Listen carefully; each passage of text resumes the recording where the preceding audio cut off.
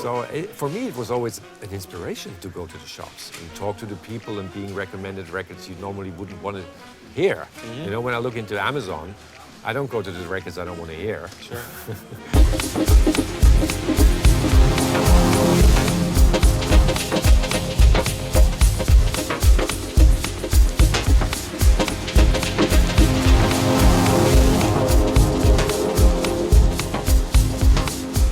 This is Mike B. We're here at Amoeba Music in San Francisco, and we're chatting with Thomas Fehlmann.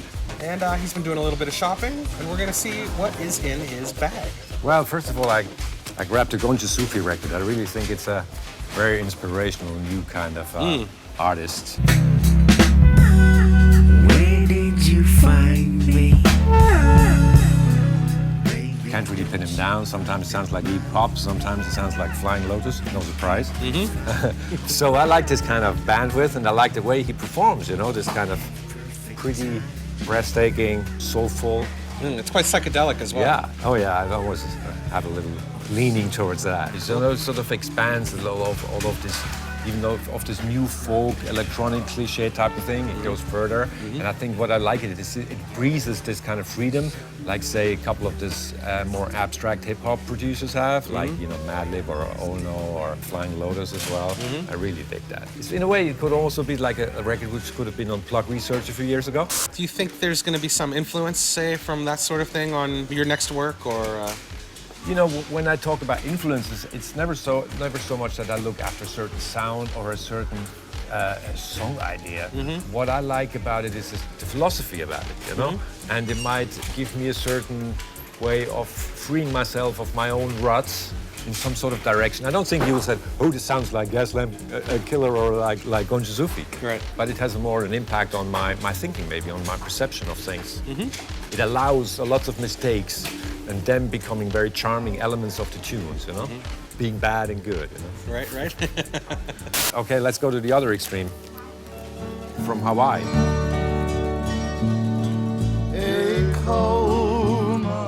The Gabby Pahinui band. I used to really like his pedal steel work, or his more like lap steel guitar, actually, this. I was introduced to this kind of family it is. There's many brothers of them, by Ry Cooder. When I was like teeny, he made a record with them. And always when I come to this shop, I look into the Hawaiian section if I find anything I don't have. So here it is. I feel happy about that. And here, as the little note says, is a file under little feet. And I'm always a little interested in what they have been doing.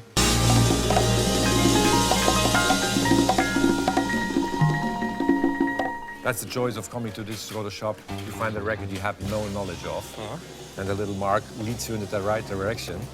So I'll be really curious in hearing that, you know, with Lowell Church on there. And I like the kind of funky aspect they had. Certain LA funk style, which wasn't that blended out yet, and not too glossed over.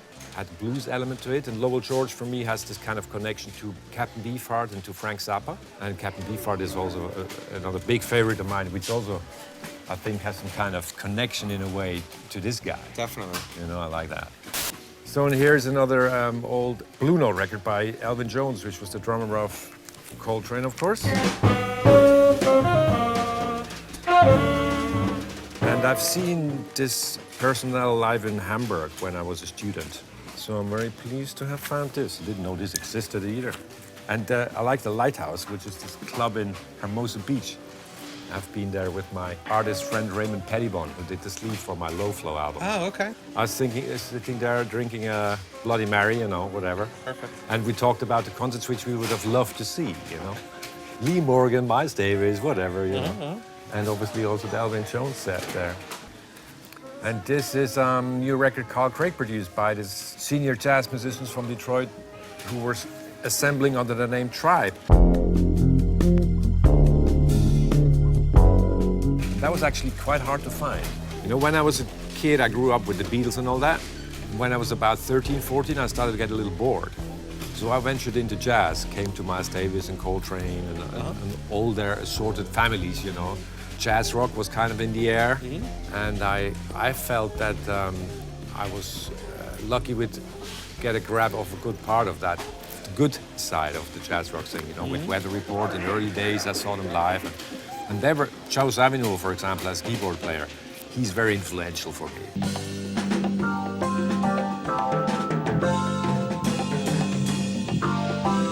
He really plays synthesizer and he doesn't try to imitate a string, as many of those electronic artists that just try to imitate normal instruments. Right. He kind of made new sounds, new music.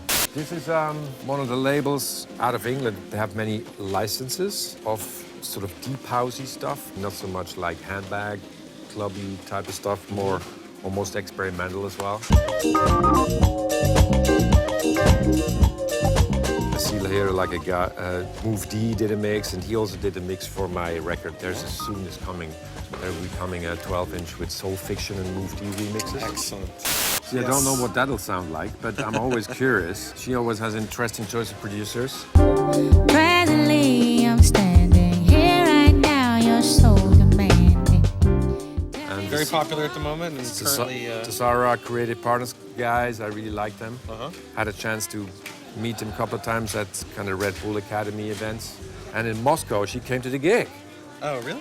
Yeah, she was playing as well, and Gio had an early evening concert type of thing. Her new video is on everybody's lips at the moment. You know, everyone's One talking about it. where the police got to. Yeah. Yeah, yeah. When you say, don't want nobody next to me, I just want to take Good Yeah, stuff. I'm curious about that.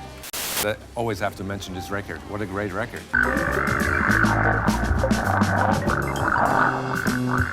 That's a really influential record. And this guy, Patrick Gleason, who's the synthesist on this, I'm a Facebook friend of his now, and he's a fan of the Orb. And yeah, I think that's a really, really cool record. So, you're a sometime, I guess, member of the Orb, or official member of the Orb at the moment? I'm a member of the Orb. Yeah. And never was not. Okay. It's just a matter that we don't insist on working together all the time. Okay. And I very much support Alex as being the guy who just takes his hat wherever he likes to take it. It has been an ongoing thing since the first record. You know? We do actually we play Glastonbury again this year together, which I think is really exciting for me. Definitely. Now, is this when you call yourselves Le Petit Orb? No, that'll be like an Orb gig. Okay. But when we call ourselves the Orb, it's just with a big lighting system as well. Okay.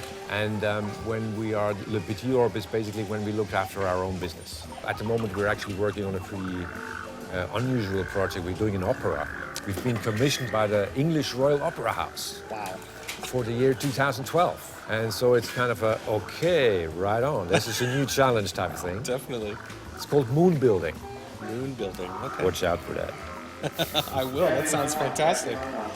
Well, I'm glad you could make some time for us today to have a little chat. It was my pleasure. And enjoy your trip in San Francisco. Thank you so much. Sure.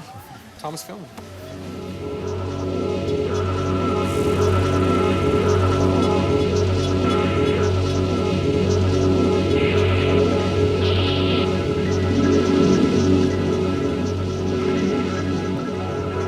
Amoeba.